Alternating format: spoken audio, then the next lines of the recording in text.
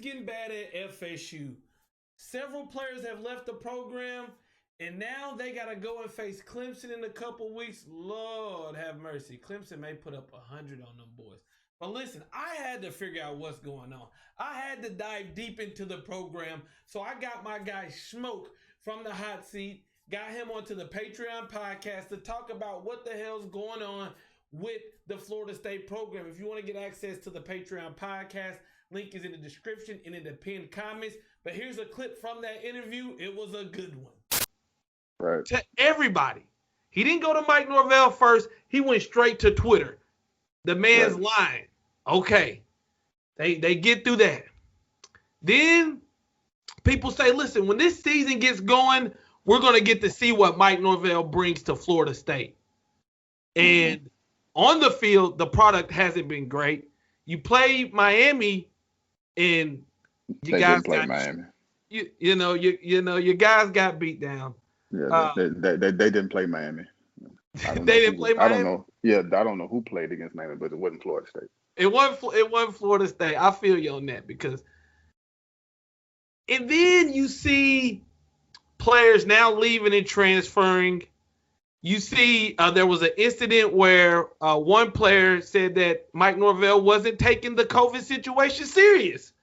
And then Mike Norvell caught the coronavirus. Right. All this in your first part, all this. Now, Willie got 2 years. He got a year and a half, brother. He got a year and a half. My bad. He got a year and a half. And it wasn't this bad under Willie. Correct. What are your thoughts? First of all, what grade would you give Mike Norvell as of right now as a head coach, as you know, where the program is right now? And just what do you think about the overall job he's done? The overall grade I give him is an F. I agree with that.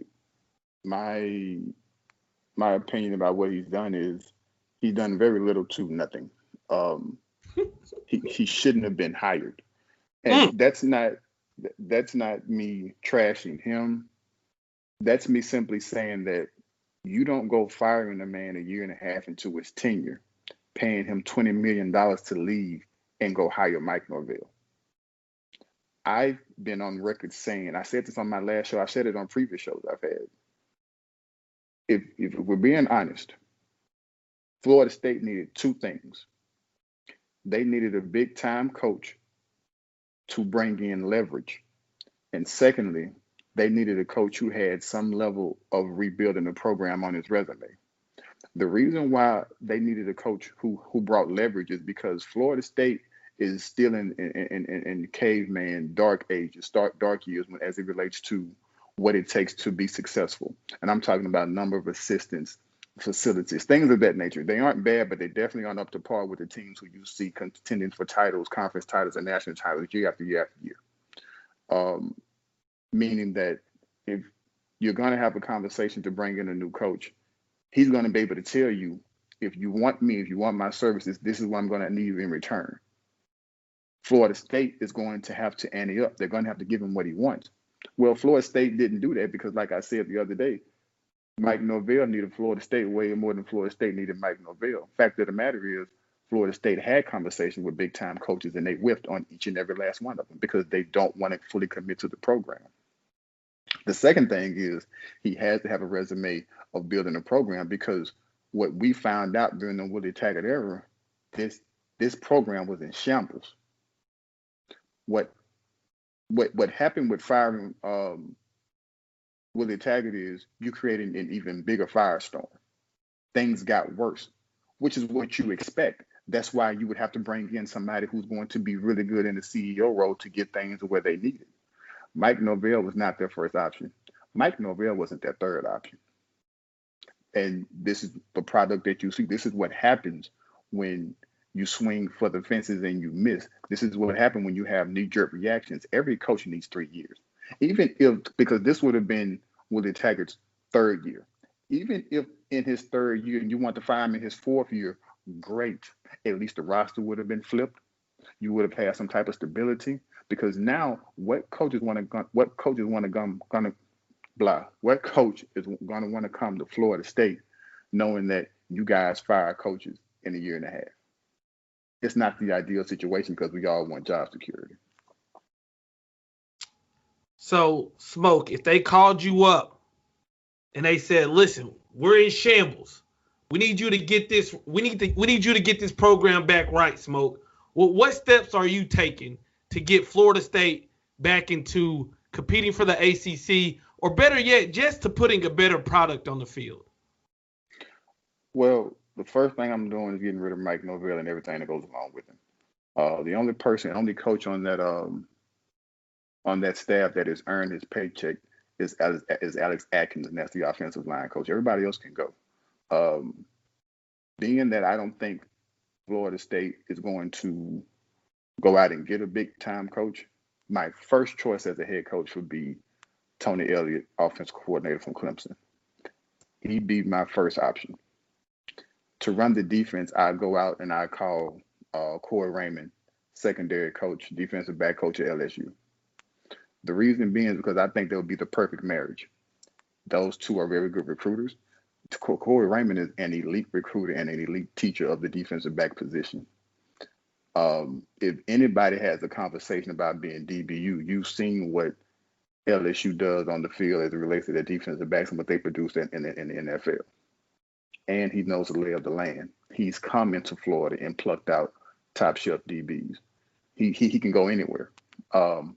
Tony Elliott, although Jeff Scott got the job at USF, everybody who knows anything knows that the brains behind that offense is Tony Elliott.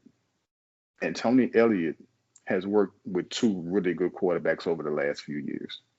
And one thing you can say about a Clemson offense, it is about as crisp as a shirt out of the cleaners. That offense runs like a well-oiled machine. I think in being that he's been a part, he's been entrenched in what winning actually looks like. It's not just bringing a winning mentality. It's being able to transfer one infrastructure to another. And at the same time, it cripples an in-conference rival. Because if he's truly the brains, because Dabo Swinney has never called a play in his life. He's the ultimate CEO. He puts you in the mind frame of Urban Meyer to a certain degree. He's the ultimate CEO. Well, when you yank that offense, or at least the brains behind that offense, and you put it into a conference rival, and a person who also knows the lay of the land as it relates to recruiting, because you've seen Clemson go in and pluck out top tier talent out of the state of Florida. To me, that's the perfect marriage. And you continue to flip the roster. The roster needs to be, because again, if this is a true rebuild, you're going to have to tear it down and build it back up from the ground. You have to give these people time. Now, although I do not believe Mike Norvell is the man for the job, he still deserves 3 years. I don't want to see him for 3 years, if we're being honest. And I'm not saying he can or can't do it.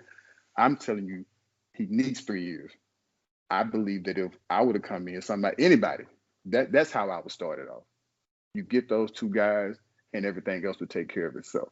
But you have the boosters in the administration has to fully commit to the program.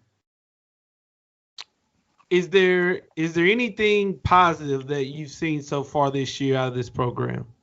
No.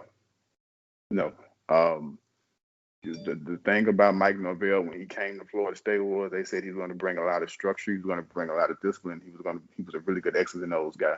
I've seen none of it. And you know, I don't aspire to agree with everything a coach does, right?